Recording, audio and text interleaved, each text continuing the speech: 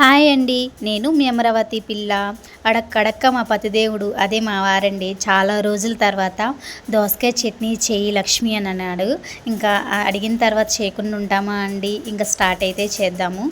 ముందుగా అయితే దోసకాయ తీసుకున్నాము. దోసకాయ చెక్కు తీసుకొని సన్న ముక్కలు కట్ చేసుకొని పక్కన పెట్టుకోవాలి. ఇంకా స్టవ్ ఆన్ చేసుకొని ముందుగా అయితే పల్లీలు ఏంటైతే వేయించుకొని పక్కన పెట్టుకుందాము.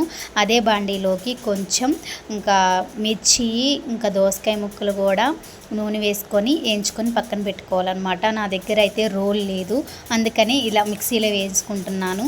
పల్లీలు అయితే కొంచెం బరగ్గా వేయించుకొని పక్కన పెట్టుకొని ఆ తర్వాత కొంచెం మిర్చి ఇంకా వేయించుకొని పెట్టుకుని ఉన్నాం కదండి, అవి కూడా మిక్సీ పట్టుకోవాలి. కొంచెం బరగగానే పట్టుకోవాలి, అప్పుడే బాగుంటుంది.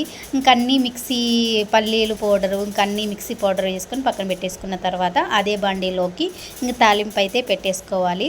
మనం మిక్సీ పట్టేసుకున్న దోసకాయ చట్నీ కూడా వేసుకొని పెట్టుకొని వేడి వేడి అన్నంలో దోసకాయ చట్నీ వేసుకొని తింటుంటేనండి చాలా అంటే చాలా బాగుంటుంది.